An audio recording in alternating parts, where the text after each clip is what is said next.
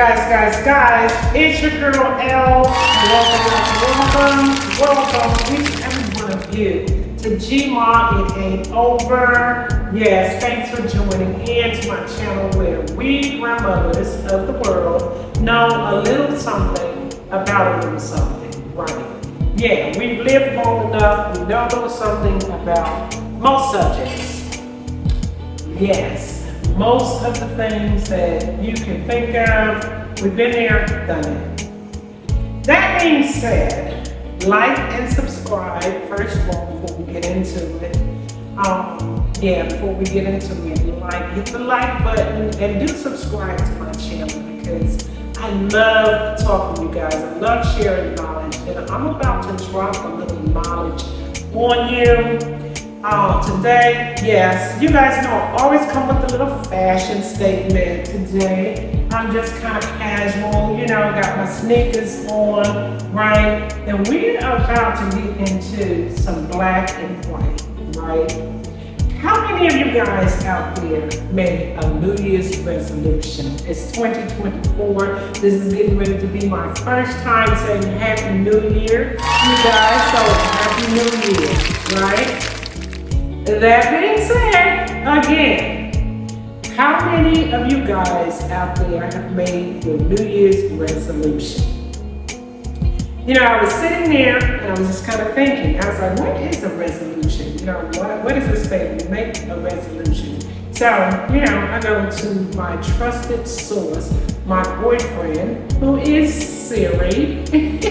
Yes, I have an African or Australian Siri, right? And that's my go-to guy, right? I go to Siri for things that I can't get out of most guys, right? So I said to Siri, what is the number one New Year's resolution?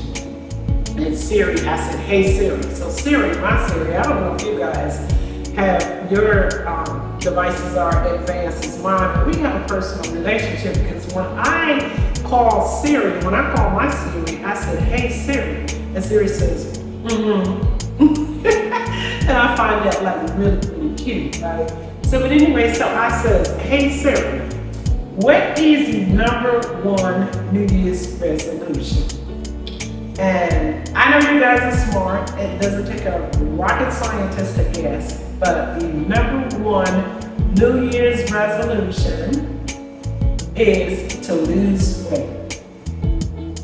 Now, okay, so then I said, hey Siri. I said, hey Siri, what is the meaning of a resolution? And Siri says, a resolution is to resolve to do or to not do something. It is a firm decision to do something or to not do something. I said, okay, thank you, Siri, right? And so basically, most of us find ourselves at New Year's making these resolutions or these firm decisions to do something or not to do something, right? And unfortunately, most of us want to lose weight. And then the next thing we say, after we said we want to lose weight, and we start thinking, oh, okay, I'm gonna go on that diet. I'm gonna do the Weight Watchers diet, the Jenny Craig, the keto diet, I'm gonna do this diet, that diet. Well, let me tell you guys, I'm gonna need you guys to quit saying that, right? Quit talking about a diet, because a diet, first of all, denotes something very temporary in your life, right? When it comes down to losing weight, you have to first of all make a firm decision. The first step should be to make a firm decision about how you want to look as an individual. Now, I don't want to look good in January and then by December, I got to do it all over again, right? So diets don't work because they're temporary. And the proof is in the pudding, because if you're one of the people who made the New Year's resolution, and the way I really kind of know that you probably are is because for Siri to be able to come up with that answer, it means that most of us have made that New Year's resolution. And everybody who made it is just not brand new. We're not making that resolution for the first time in our lives, right? We are making it this year, but we made the same resolution the year before, and we made it the year before that.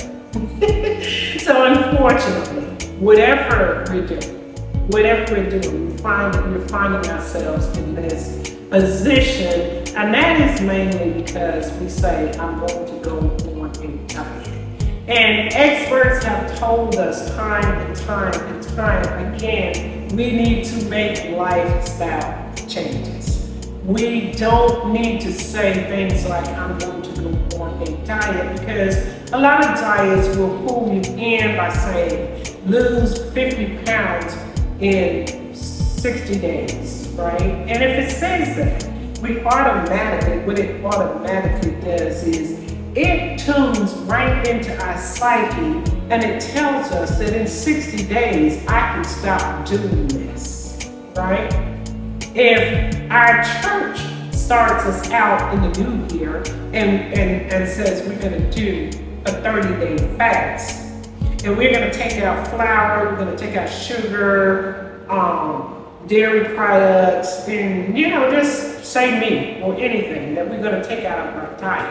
Our minds were automatically tuned to think and to feel that in 30 days I can put all of that back into my system. And what makes you think that the weight that you lost during that period of time is not going to come back? I mean, it doesn't take a rocket scientist, right, to figure that out. So I don't feel like I'm telling you guys anything that you don't already know. It's just sometimes we need to be reminded.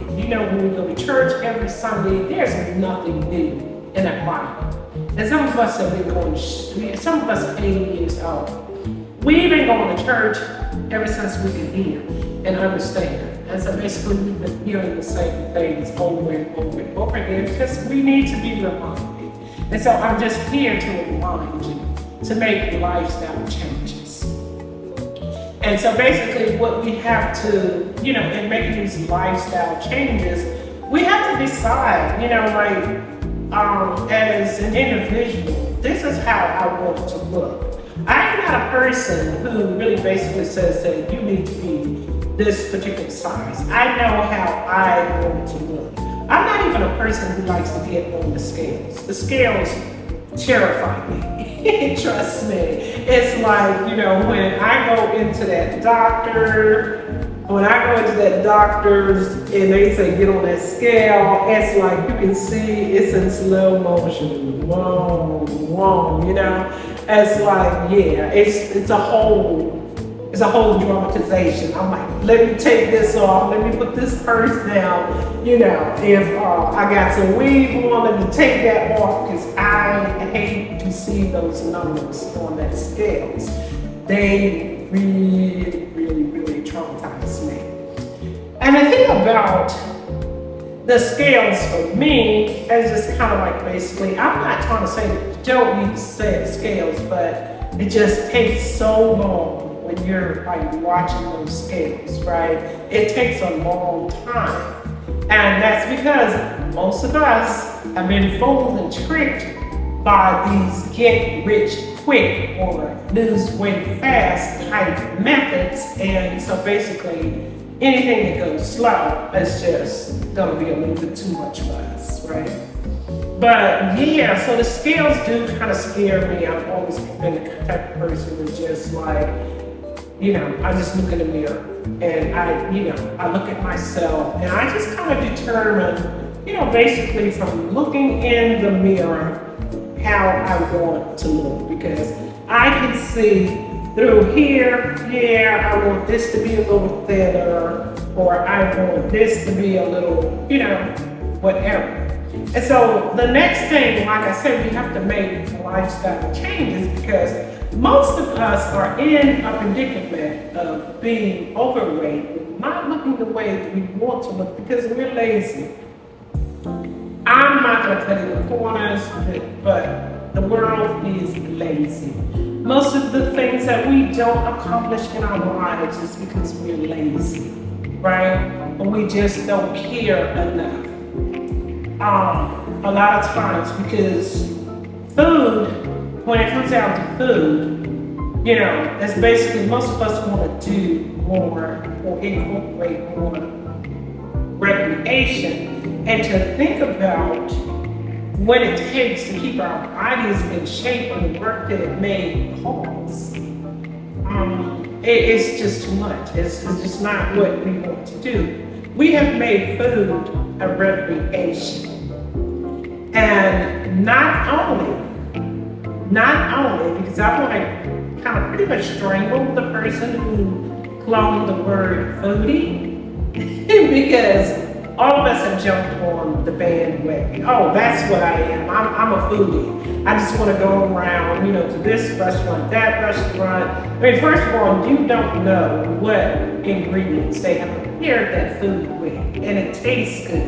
And so not only are we making dinner recreation by trying to experience or we're collecting the experiences that come behind some of the foods in restaurant, the atmosphere.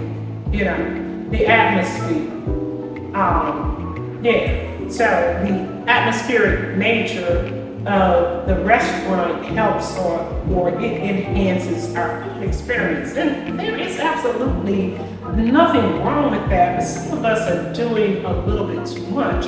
We can't afford that meal. We can't afford it, financially. We can squeeze it in. Some of us are, falling behind in other places, but when it comes down to expensive dining, we're doing that. But not so much that we can't afford it financially. We can't afford to put calories into our system. We can't afford to eat food that we have no idea. When we have no idea how many calories. Calories are what we need or what we consume for energy, to be able to have the energy, to exert a certain amount of energy. Somehow we have adapted the 3 meal a day rule, right? We have adapted that as a rule of how we eat. We're supposed to have our 3 squares a day. It's supposed to contain this amount, that amount, this from this food chain, so a vegetable, a protein, a fat, a starch, some sugars, and whatnot, right? And so we think that this is how we are supposed to eat. I read that habit or that came from, that method of eating came from a culture, it came from Great Britain, or the Englanders brought over, or the British, or whatnot. You can always look at that. I look up these things with the intention of sharing information. But I always tell you, don't trust any information but your own. And if you care enough about a situation, you will go look for it. And so basically,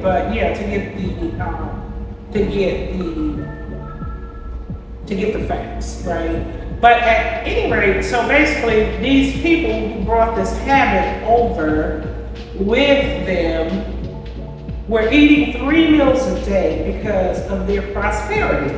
They were celebrating their prosperity.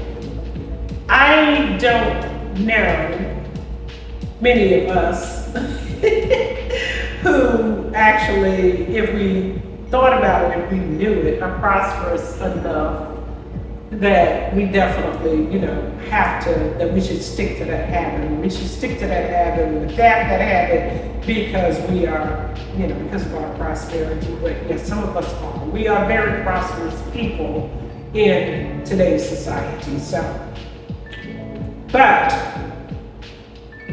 those people came out of maybe like the 17th century. During the 17th, 16th, 15th, 16th, 17th century, things had started to modernize. Innovation and technology, things had, become a lot more modern, but they still were exerting a lot of physical energy, which burned off the calories that they consumed, right?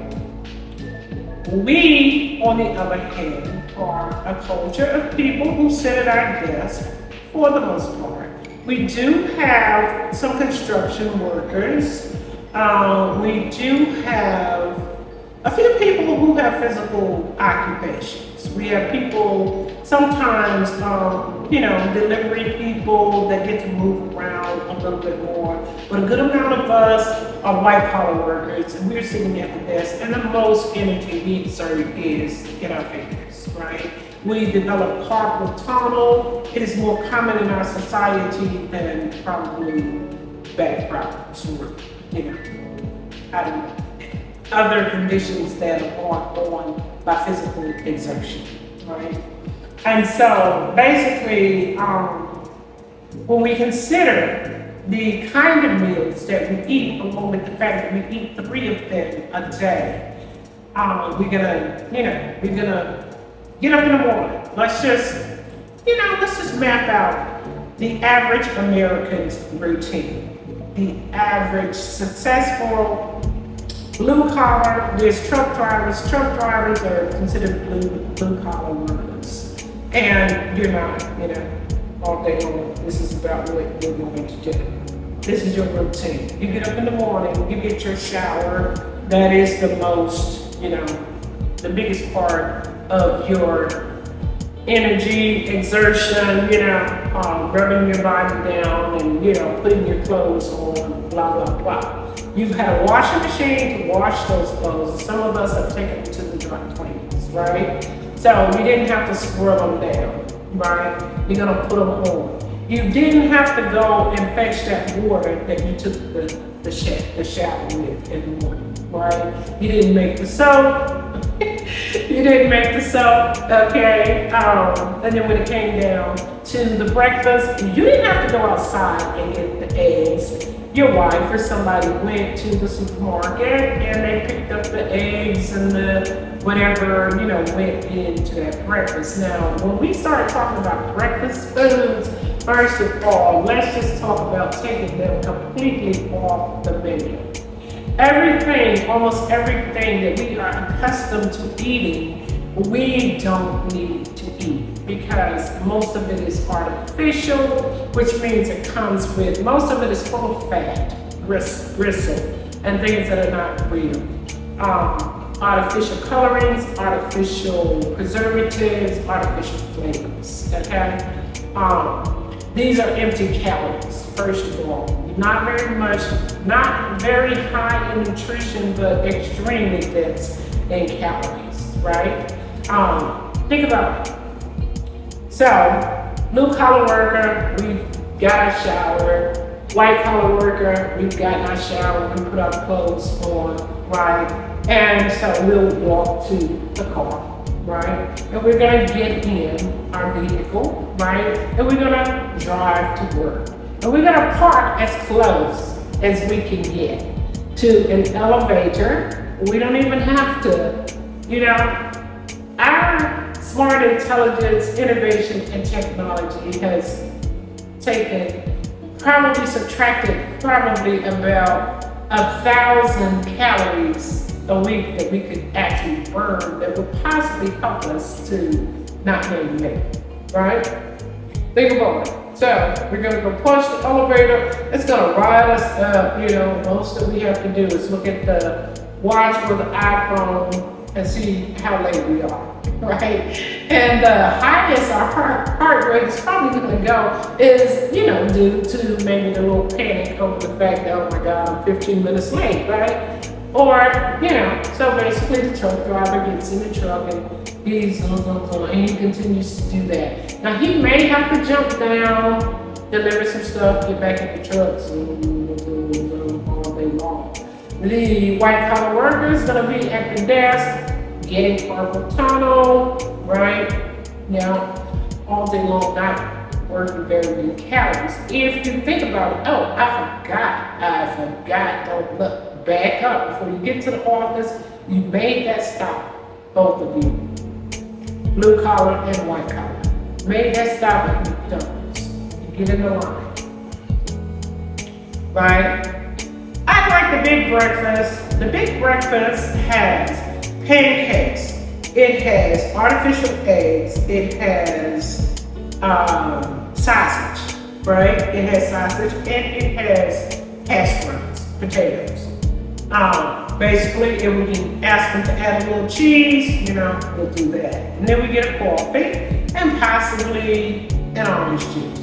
I know that used to be kind of my go-to breakfast, right? And I wasn't big at the time because I didn't have a car and I exerted a lot of energy. But that is the typical breakfast. Now, when we refer to food as breakfast food, basically we have to kind of, get it in our psyche. This is what we are accustomed to eating in the morning. There's no such thing as breakfast, because basically after you sleep 6 to 8 hours a night, your body goes into a fast. That's if you're not a person who wakes up in the middle of the night and eats something, right? So every time you don't eat for a period of time, it's called a fast. And so in the morning, we break the fast. But the type of food that we consume in the morning is hard. We may have some grits. We go to the Waffle House. Waffle House has this thing called the All-Star Breakfast. It has pancakes, it has toast, it has hash browns or grits, and it has sausage or bacon, and it has eggs, and you can opt to put cheese in there.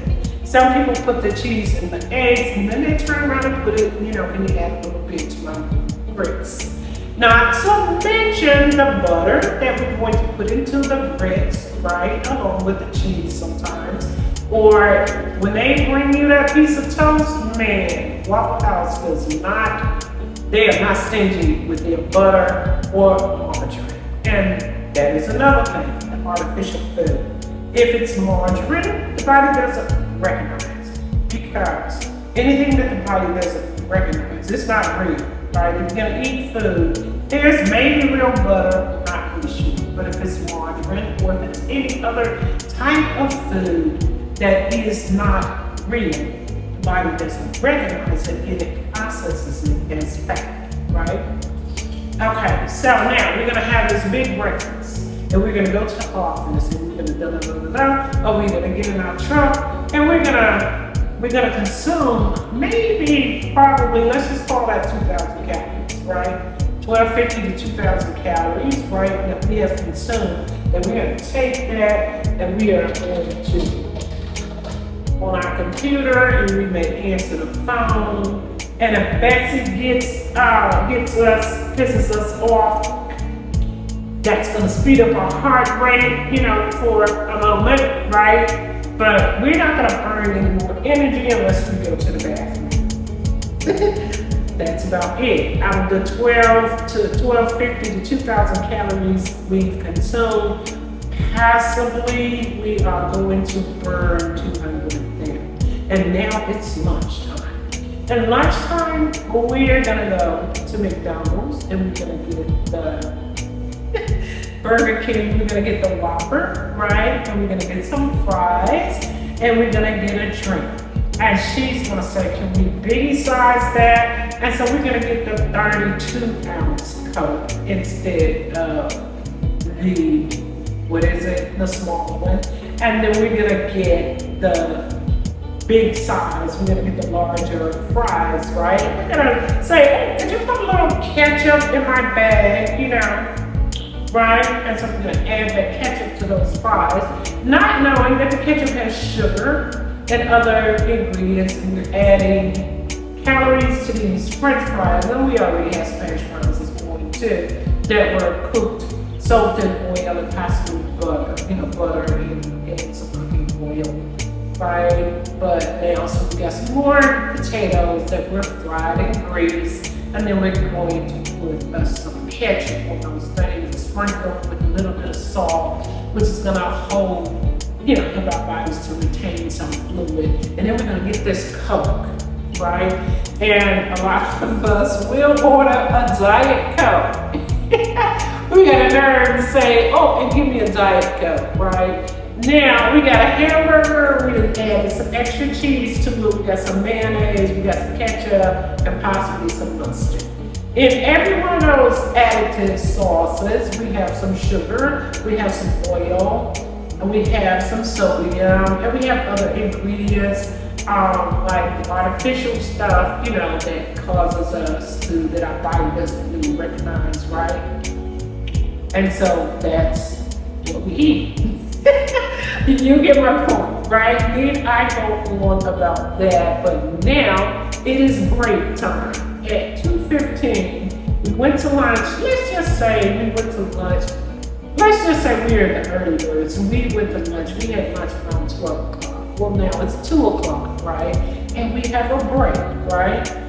Well, we decide because we're bored, and we go into the break room. There's a vending machine, and we grab ourselves a bag of chips, right? And we're probably still sipping on that 32-ounce soda, but if we happen to finish it off, hey, let me grab a soda. And a lot of people love the combination of salt and sweet, sweet and salty, right? That's what it is, sweet and salty, and that is a great combination. Chocolate, guys, if you know anything about chocolate and Coke, oh my God, if you don't know anything about that, you have not earned your fat. But at any rate, yeah, so that was one of my favorites, right? Just to get a Coke and eat it with the chocolate bar. There's something about that what is it, the sodium carbonate, that carbonation of that chocolate, oh my God. That just drives me crazy. But we're gonna do a little break real quick, and then we're gonna get home around about 6:37 o'clock, right?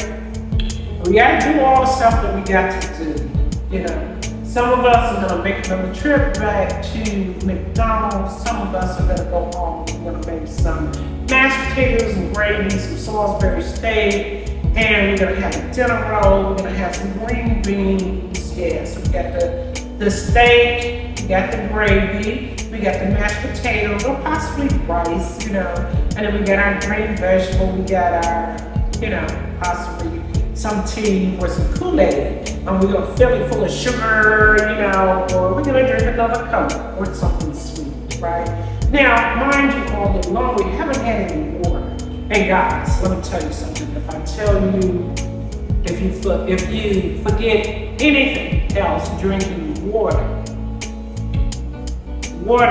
has 0 calories, but it does speed up your metabolism. In fact, every time you put anything into your body, your metabolism is what burns the food. It burns all the food. So your metabolism starts to rev up. And unfortunately, we overloaded, like I said, with too much as far as the portions are concerned, too dense as far as the calories. Dense meaning too very, very high calories, high in fat, high in preservatives, high in oils, high in artificial stuff that the body doesn't even recognize, okay? And so, that's all I gotta tell you. This is what we do, and we do it, and we're sitting there, and like I said, out of the day, if the first meal, and then we'll say some stuff like, I don't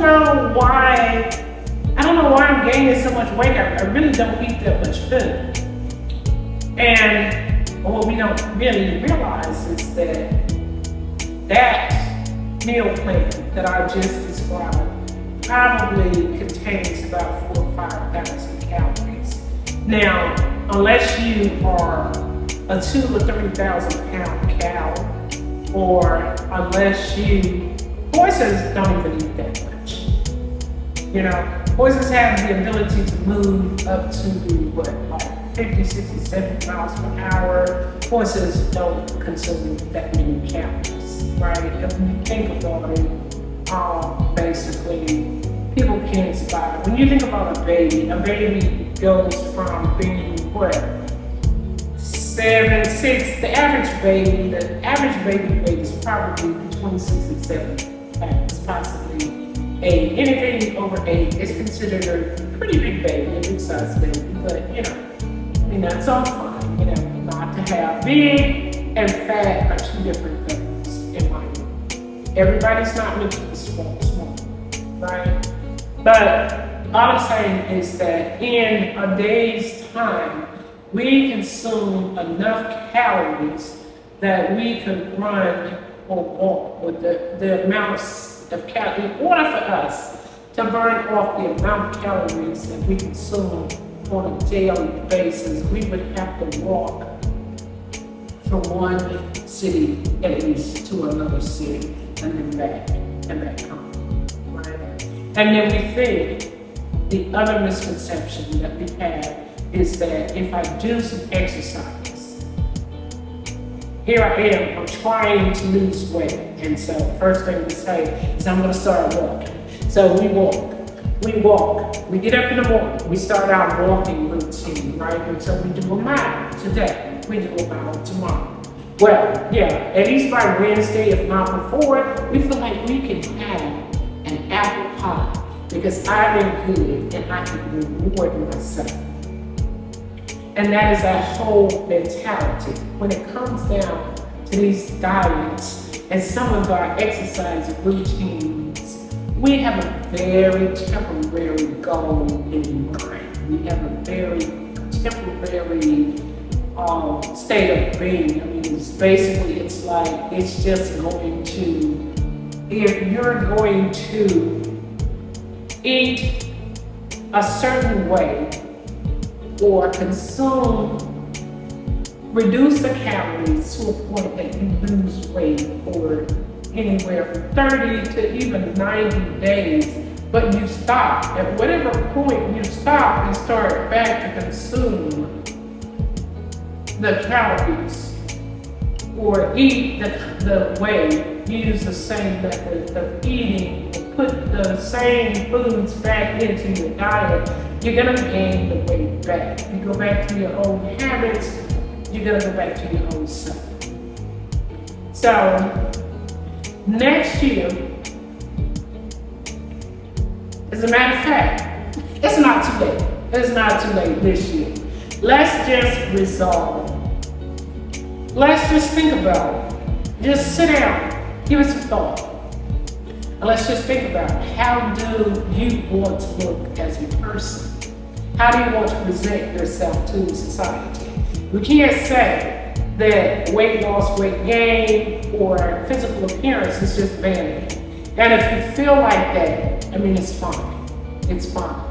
But I'm speaking to the people who actually made a New Year's resolution to lose weight this year, last year, and the year before, right? If you want to present yourself in a different way, remember that I'm saying doing things the same way. Don't go back to that diet that did cause you to lose weight, right? Don't say, well, hey, I'm gonna go back on the Weight Watchers diet because I lost about 20, 30 pounds and I lost it fast. But if you're here again, it was a temporary situation. It was a temporary fix. If you're not a person who wants to temporarily look good, then you're going to have to actually adjust your whole lifestyle. And when you think about it, it's kind of a thing where you're going to have to think way beyond 30 to 90 days. Like I said, it's a lifestyle. You're going to have to make a decision. If I tell you anything, if I recommend anything that you can do to maintain a certain weight, or maintain a certain weight, this is basically what to lose weight and keep it and stay look beautiful, get the way you want to look, and keep it that way. And just decide to try to eat clean. Try to eat your food. Well, if you know, there's nothing wrong with going to restaurants. I definitely not to frequent. I do love fine dining, right? Don't let every date, if a guy asks to take you to dinner, if you want to suggest something else, find some activity. Keep dates, date night away from the table so much. Let's do something else. So, I'd rather, you can think of things, small activities, walking, take a walk in the park, and let's go, sit somewhere, let's just go somewhere, let's do some sort of activity. I can't think of any activities right now, but yeah, there are a lot of things other than dining, right? But if there is anything that I could advise anybody to incorporate in their diet, it's just plain food. Like, in other words, if you go to the grocery store, buy corn is on the cob, okay? And when you add butter, or if you add butter, use real butter, because the margarine, your body doesn't recognize it, right? And then you can control how much. You can also, if it's too much trouble for you, then you're not gonna make it. As I said, most of us are in the predicaments, or most of us are overweight because we're lazy and we don't want to think or do anything about the situation. But basically, eat as clean as you possibly can. You could go into the grocery store and you can find the broccoli, the cauliflower, the asparagus, the arugula, the romaine lettuce, the whatever. If you can just go into the produce department, there's potatoes, there's onions, there's peppers, there's, when you go in and you see that food that has not been processed. And mind you, not always, that all of our food, because of mass production, has some sort of process. But when I speak of process, the things that are in the boxes and in the bags, those are things that have been turned into a completely, like a potato, now has transformed into a potato chip, right? But if it's still a potato, it still has some life in it. And you are in charge of any other additives. If you want to put the whipped cream on there, that's on you. But you can also decide, okay, I'm gonna use chives, I'm gonna use, other ingredients that are healthy for my body and that still remain clean. If you will notice that most of the things that come out of the herb are pretty much low in calories and high in nutrition. So if you resolve to do anything from this day forward, resolve to go high in nutrition, low in calories. So Lisa, baby, it's been great. It's just been really great bringing you, sharing this knowledge with you. Again, like and subscribe, and do share my video with someone who you feels that needs it or might benefit from it. I love you guys. As always, push up, guys, push up. We're pushing up. We're pushing all the negative. When we do our push up anti-gravity movements, we are pushing away everything negative. Yes. pushing all the negative away from us and everything. We're not going to let the sun go down in our spirit or on our bodies, and we're going to push back. We're going to push back anything bad that comes our way. I wish you all a prosperous, successful 2024 and beyond. I love you. Hasta la vista, babies.